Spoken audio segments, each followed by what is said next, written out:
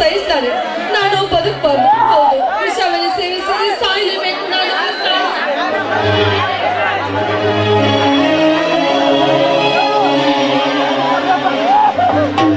ಯಾರು ನೀನು? ನಾನೊಬ್ಳು ಅಣ್ಣ, ನನ್ನ ಹೆಸರು ಪಾರ್ವತಿ. ನಾನು ಸಾಯಿ ಹೊರಟಿದ್ದೇನೆ, ಕೈ ಬಿಡಿ, ನಾನು ಸಾಯ್ಬೇಕು. ಅನಾಥರೇ ಆದ್ರೆ ಏನಾಯ್ತು? ಸಾಯಬೇಕಂತ ಯಾರು ಹೇಳಿದ್ರು ನಿಮಗೆ? ಬರೇ ಸ್ವಾರ್ಥಗಳ ತುಂಬಿರೋ ಈ ಪ್ರಪಂಚದಲ್ಲಿ ನಮ್ಮಂತ ಅನಾಥರಾಳು ಹೂವು ಕೇಳಲು ಯಾವ ಅಂದಾಗ ವಿಷಯವನ್ನು ಸೇವಿಸಿ ಸಾಯ್ಬೇಕೆಂದು ನಾನು ಹೊರಟಿರುವೆ. ಬಿಟ್ಬಿಡಿ ಸಾಯಲು ನನ್ನನ್ನು. ನೋಡಿ, ಈ ಜಗದಲ್ಲಿರುವ ಜನರೆಲ್ಲರೂ ಸ್ವಾರ್ಥಗಳಾದರೆ ಈ ಕಲಿಯುಗದ ಬಂಡಿ ಉರುಳುತ್ತಿರಲಿಲ್ಲ. ನೀವು ವಿಚಾರಿಸಿದ್ದು ತಪ್ಪು. ವಿಷಯ ಸೇವಿಸಿ ಆತ್ಮಹತ್ಯೆ ಮಾಡ್ಕೋಬೇಕಾದ ಹೋದನ್ನು ತಡಿತಾ ಇದ್ರ? ಇಲ್ಲ, ನಾನು ಈ ಭೂಮಿ ಮೇಲೆ ಬದುಕಲೇಬಾರ್ದು. ನಮ್ಮಂತವ್ರು ಸಾಯ್ಬೇಕಂತ ತೀರ್ಮಾನ ಮಾಡಿವೆ. ಅದಕ್ಕೆ ವಿಷಯವನ್ನು ಸೇವಿಸ್ತಿರ್ವೆ ನಾನು. ನೋಡಿ, ಪ್ರತಿಯೊಂದು ಜೀವಿ ಹುಟ್ಟಬೇಕಾದ್ರೆ ಕಷ್ಟ ಸುಖಗಳನ್ನು ಹಂಚಿಕೊಂಡು ಹುಟ್ಟಿರುತ್ತಾನೆ. ಹಾಗೆ ಸಾಯಬೇಕಾದ್ರೆ ಕಷ್ಟ ಸುಖಗಳನ್ನು ಹೊತ್ತುಕೊಂಡು ತನ್ನ ಪಾಪದ ಕರ್ಮದ ಮೂಟೆಯನ್ನು ಹೊತ್ತುಕೊಂಡು ಹೋಗುತ್ತಾನೆ.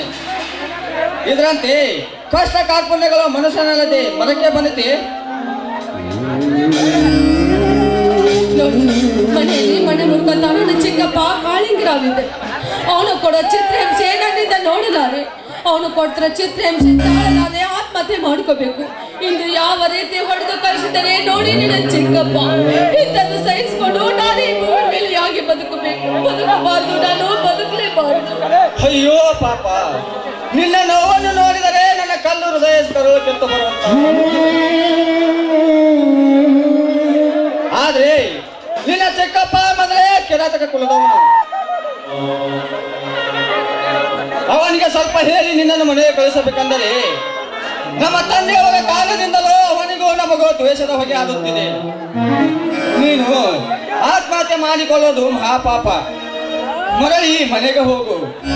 ಎಷ್ಟು ದಿವಸ ನಿನ್ನ ಚಿಕ್ಕಪ್ಪ ಹೇಳಿದಂತ ಕೇಳಿದೀಯಾ? ಇನ್ನೊಂದು ದಿವಸ ಇಷ್ಟ ಕೇಳಿ ನಿನ್ನ ಮದುವೆ ಅಂತಾದ್ರೆ ನಿನ್ನ ಬಾಳು ಬಂಗಾರ ಹೋಗುತ್ತದೆ. ಮರಳಿ ನಾನು ಆ ಮನೆಗೆ ಕಾಲಿಡಲು ಸಾಧ್ಯವೇ ಇಲ್ಲ. ನಾನು ಆ ಮನೆಗೆ ಕಾಲಿಡಲು ಸಾಧ್ಯವೇ ಇಲ್ಲ. ನಾನು ಈ ಭೂಮಿ ಮೇಲೆ ಬದುಕಬಾರ್ದಂತ ತೀರ್ಮಾನ ಮಾಡಿದ ಹೆಣ್ಣು ನಾನು. ಅಂದ್ರೆ ನೀನು ವಯಸ್ಸಿಗೆ ಬಂದ ಹೆಣ್ಣು ಎಲ್ಲಿಗಂತ ಹೋಗ್ತೀಯ? ನೋಡಿ, ಸತ್ತು ಹೋಗಬೇಕಾದ ನನ್ನನ್ನು ತಡೆದು ನಿಲ್ಲಿಸಿದ್ದೀರಾ. ಸಾವಿರಾರು ಬಡ ಜನಗಳಿಗೆ ಆಸರೆ ಕೊಟ್ಟಿದ್ರೆ, ಮನೆ ಹೊಲವನ್ನು ಕೊಟ್ಟು ಜೋಪಾನ ಮಾಡ್ತಾ ಗೌಡ್ರು ನೀವು. ನನ್ನಂತ ಅನಾಥ ಹೆಣ್ಣಿಗೆ ನೀವು ಯಾಕೆ ಆಸರೆ ಆಗಬಾರ್ದು? ನೀನು ಹೇಳೋದೇನೋ ಸರಿ, ಆದ್ರೆ ನಿನ್ನ ಚಿಕ್ಕಪ್ಪ ಮೊದಲೇ ಕಿರಾತ ಮಗಳು. ನಾವಿಬ್ಬರು ಅಣ್ಣ ತಂಗಿ ನಿಂತಿದ್ದರೆ ಅವನು ಕೆಟ್ಟದಾಗಿ ಮಾತನಾಡದೇ ಇಲ್ಲಾರೆ. ನೋಡಿ, ನನ್ನ ಬಾಯಿ ಹಾಗೂ ಜನರ ಬಾಯಿ ಮುಚ್ಚಿಸಲು ನಿಮ್ಮ ಮನಸ್ಸಿನಲ್ಲಿ ಸ್ವಲ್ಪನಾದ್ರೂ ಜಾಗ ಕೊಡ್ತೀರಾ? ಅಂದ್ರೆ ನಿನ್ನ ಮಾತಿನ ಅರ್ಥ ಏನಿಲ್ಲ. ನೀವು ನನ್ನ ಕೈ ಹಿಡಿದುಕೊಂಡು ನನ್ನ ಕೊಳಗೆ ತಾಳಿ ಕಟ್ಟಿ ನಿಮ್ಮ ಸತ್ಯವನ್ನು ಸ್ವೀಕರಿಸ್ತೀರಾ? ಹುಚ್ಚಿ, ನೀರೇಳಿಕೆ ಆಗಿದೆ ಎಂದು ಯಾರಾದ್ರೂ ಸಮುದ್ರ ನೀರನ್ನು ಬಯಸ್ತಾರ? ಅಂದ್ರೆ ನಿಮ್ಮ ದೃಷ್ಟಿಯಲ್ಲಿ ನಾನು ಕುಡಿಯಲೇಬಾರ್ದ ಸಮುದ್ರದ ಉಪ್ಪು ನೀರು ಅಂತ ಹೇಳ್ತಾ ಇದ್ದೀರಾ? ನನ್ನ ಮಾತಿನ ಅರ್ಥ ನಿನಗಾಗಲಿಲ್ಲ ಪಾರ್ವತಿ. ನನ್ನನ್ನು ಸಮುದ್ರ ನೀರಿಗೆ ಹೋಲಿಸಿಕೊಂಡೆ, ನಿನ್ನನ್ನು ನದಿ ಸಿಹಿನೀರಿಗೆ ಹೋಲಿಸಿಕೊಂಡೆ ಅಷ್ಟೇ. ನೋಡಿ, ನದಿ ನೀರು ಎಷ್ಟು ಸಿಹಿಯಾಗಿದ್ರು ಮತ್ತೆ ಹರಿದು ಬಂದು ಸೇರಬೇಕಾದ್ರೆ ಸಮುದ್ರದ ಉಪ್ಪು ನೀರನ್ನು ಮಾತ್ರ ಮರಿಬೇಡಿ ನೀವು. ನಾನು ಹೇಳೋದೇ ಬೇರೆ, ನೀನು ತಿಳಿದುಕೊಂಡಿರೋದೇ ಬೇರೆ. ನಿನಗೆ ತಿಳಿವಾಗಿ ಹೇಳುತ್ತೇನೆ ಕೇಳು. ನನ್ನ ತಂದೆ ತಾಯಿಯರಿಗೆ ನಾವು 3 ಜನ ಮಕ್ಕಳು. ಅದರಲ್ಲಿ ನಾನೊಬ್ಬ ಹಿರಿಯ ಮಗ. ನನ್ನ ತಂದೆ ತಾಯಿ ಸಾದು ಹೋಗಬೇಕಾದ್ರೆ ನನ್ನ ತಮ್ಮ ನನ್ನ ತಂಗಿ ನನ್ನ ತೊಡೆಯ ಮೇಲೆ ಇಟ್ಟು ಜೀವ ಬಿಟ್ಟರು. ಅದಕ್ಕೆ ಅಂದೇ ತೀರ್ಮಾನಿಸಿದೆ, ನನ್ನ ಹೊಟ್ಟೆಯಲ್ಲಿ ಹುಟ್ಟಿದ ಮಕ್ಕಳಿಗಿಂತ ಹೆಚ್ಚಾಗಿ ನೋಡಿಕೊಂಡು ಎಂದು ನನ್ನ ತಂದೆಯವರು ನನ್ನಿಂದ ವಚನ ತೆಗೆದುಕೊಂಡರು.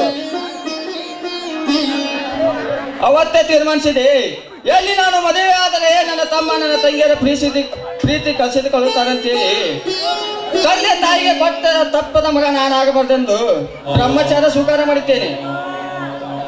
ನೋಡಿ, ನನ್ನ ಕೊರಳಿಗೆ ತಾಳಿ ಕಟ್ಟುವ ದೇವರು ನೀವು.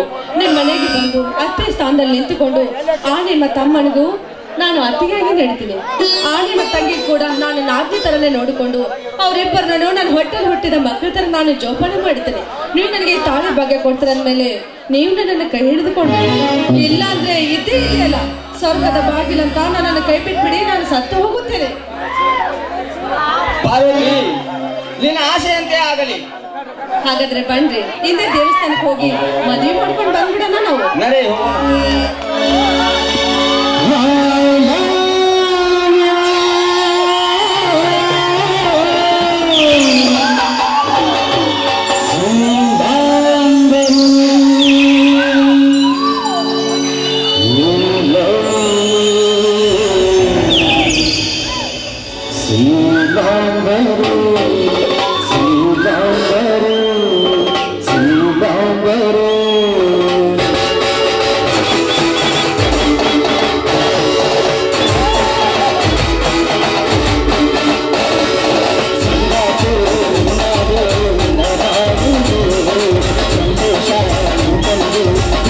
Oh